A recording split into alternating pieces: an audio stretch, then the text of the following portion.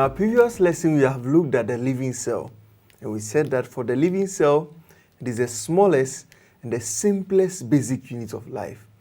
So for that matter, we classified organisms as multicellular organisms because they possess many cells like plants and animals. And then we also classify some organisms as unicellular organisms because they have only one cell, like the amoeba, the paramecium, the spirogyra, the euglena. In today's lesson, we are taking a look at the cell, the typical cell, and we are looking at the animal cell. By the end of the lesson, we expect that as a student, you should be able to identify the types of cells, and then you should be able to examine the animal cell under a light microscope. So let's look at the types of cells. Basically, there are two main types of cells. We have the animal cell, and then we also have the plant cell. Now, let's look at the animal cell today. Now, when you look at the cell, we can examine it under two different types of microscopes, either the light microscope or the electron microscope. At your level, we have to examine it under the light microscope. So we will see some parts, but we will not see some deeper parts. When we move on to other levels, you'll be able to see more parts in the electron microscope.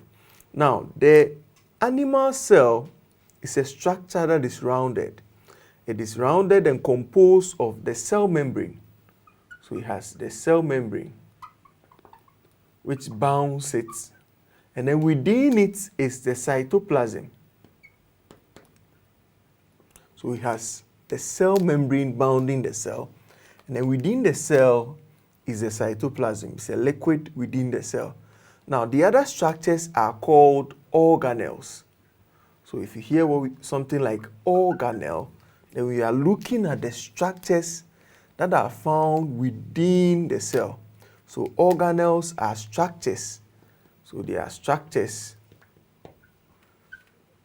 that are found within the cell. Now, what are some of these organelles? Now, we have the vacuole. So in the animal cell, we have the vacuole. The vacuole looks rounded and then they are scattered in the animal cell. We also have the mitochondrion.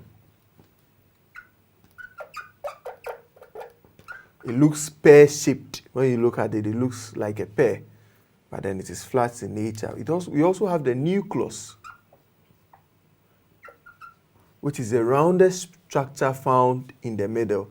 Now, the nucleus is bounded by a nuclear membrane. And then we also have within the nuclear membrane some materials called the DNA. So these are the things that are found within the animal cell. So we said that the animal cell is bounded by the cell membrane. It has within it the cytoplasm.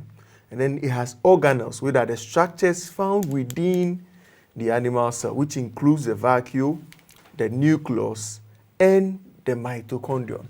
In our next lesson, we'll be moving on, and then we'll be looking at the functions of the organelles of the animal cell.